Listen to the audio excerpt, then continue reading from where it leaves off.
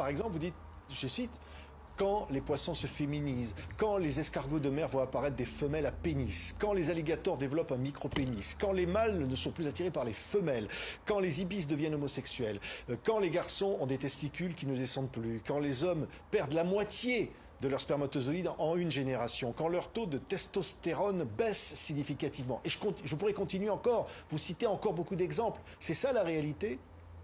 C'est ce qui a été observé et tout ce qui est écrit dans le livre est écrit à partir d'études scientifiques qui ont été menées. Bonjour Corinne Lalo, vous êtes grand reporter, journaliste à la télévision depuis 30 ans, vous avez travaillé à TF1 notamment et à TV5 Monde aussi. Vous publiez un livre, après le livre noir du médicament, ça s'appelle Le grand désordre hormonal, ce qui nous empoisonne à notre insu, c'est publié aux éditions du Cherche Midi. On peut dire, Corinne Lalo, vous dressez un tableau consternant de ce qui est en train de se passer aujourd'hui. C'est-à-dire en fait un dérèglement hormonal généralisé à cause des médicaments, à cause des produits chimiques. C'est un dérèglement général qui touche aussi bien les humains que la faune. Et c'est un dérèglement qui a commencé déjà depuis les années 60. Donc il y a déjà eu des alertes qui ont été lancées dans les années 60. Normalement, on ne devrait pas être dans cet état. On est dans une situation de santé qui est complètement dégradée. Avec l'augmentation des maladies de longue durée, des maladies de civilisation, des maladies chroniques. C'est ce que vous dites, par exemple, vous dites, je cite, quand les poissons se féminisent, quand les escargots de mer voient apparaître des femelles à pénis, quand les alligators développent un micro-pénis, quand les mâles ne sont plus attirés par les femelles, quand les ibis deviennent homosexuels, quand les garçons ont des testicules qui ne descendent plus, quand les hommes perdent la moitié de leurs spermatozoïdes en une génération, quand leur taux de testostérone baisse significativement. Et je pourrais continuer encore, vous citez encore beaucoup d'exemples. C'est ça la réalité ?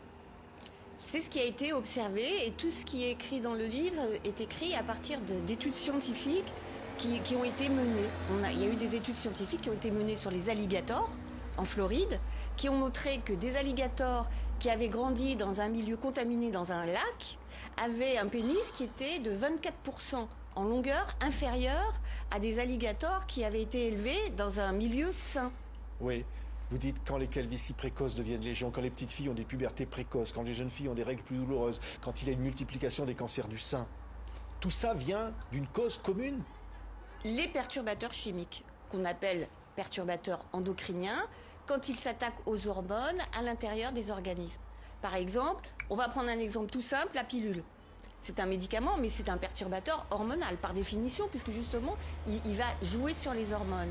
Eh bien, la pilule, les femmes le savent pas toujours, mais c'est un cancérigène, classé officiellement cancérigène par l'OMS, avec 38% de cancer du sein en plus quand on est sous pilule. Oui, alors plein de choses. Vous parlez pourquoi les huîtres ne se reproduisent plus dans le bassin d'Arcachon. Vous dites qu'il y a des produits pour traiter les bateaux qui polluent la mer et qui causent cela. Mais au fond, on a envie de vous dire, ça se voit chez les animaux. Et aujourd'hui, vous dites, ça se voit chez les êtres humains. Oui, donc ça s'est vu chez les animaux. Ça a commencé par les escargots de mer.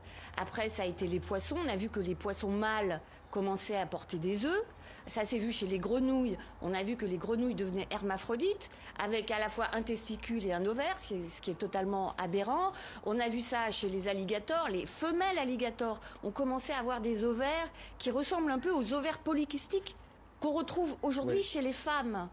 Et on a ensuite constaté chez les hommes que, par exemple, le taux de spermatozoïdes avait diminué et on a même dosé. Oui. Vous montrez votre tableau, on voit, montrez-le plus haut, voilà, exactement. Voilà. Donc 70% de moins de concentration de spermatozoïdes en 3 générations. Oui, donc cancer du sein, de la prostate qui explose, des couples qui ont du mal à procréer, les obèses qui se multiplient, dites-vous, le nombre de diabétiques, l'autisme qui se développe, tout ça est lié. Alors concrètement, Corinne Lalo, qu'est-ce qui amène cette véritable catastrophe sanitaire ? Quels sont les produits qui sont en cause ?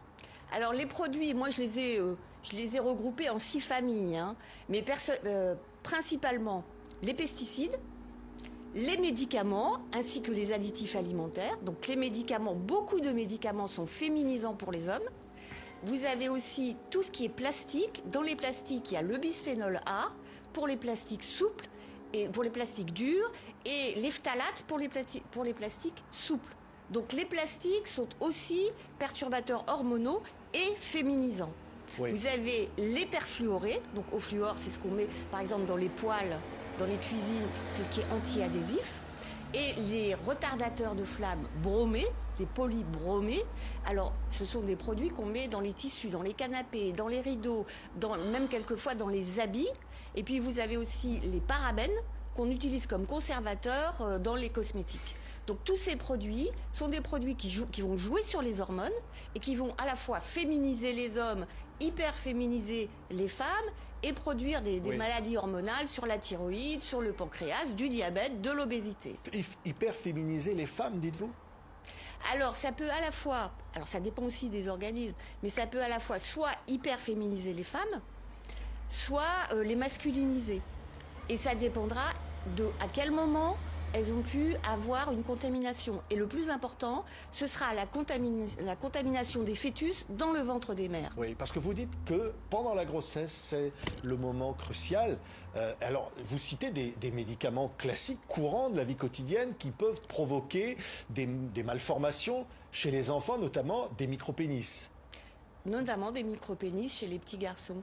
Et la période du fœtus est fondamentale. C'est là que tout se passe. C'est pour ça que les femmes qui portent un enfant doivent être averties qu'elles ne doivent prendre aucun médicament, y compris des médicaments qui peuvent paraître anodins, mais surtout ceux-là. Par exemple, du paracétamol, à savoir du Doliprane. Le paracétamol, il a été prouvé que le paracétamol féminise les petits garçons lorsque la maman en prend quand elle est enceinte du petit garçon. Et les femmes françaises sont 70% à prendre du paracétamol quand elles sont enceintes, alors que par exemple les Danoises ont été mises au courant qu'elles ne doivent pas le faire, donc elles ne le font pas. C'est un véritable scandale, tout ce que vous nous révélez là, parce qu'au fond, on devrait être informé de ces situations-là. Pourquoi on ne l'est pas? Il y a un manque d'information, parce que pourquoi en France on n'informe pas les femmes enceintes alors qu'au Danemark ils le font? C'est très inquiétant. Parce que justement, c'est au moment de la grossesse que tout se joue, parce que vous fabriquez dans le ventre de la mère des maladies qui se développeront à l'âge adulte. Donc c'est ce qu'on appelle les maladies d'origine fétale. C'est-à-dire que si votre maman, à un moment crucial de la grossesse, au moment par exemple où se fait la différenciation sexuelle, dans le ventre de la mère, si à ce moment-là, elle est imprégnée de produits chimiques, la différenciation sexuelle se fera pas de la même façon. Oui, et le dérèglement hormonal.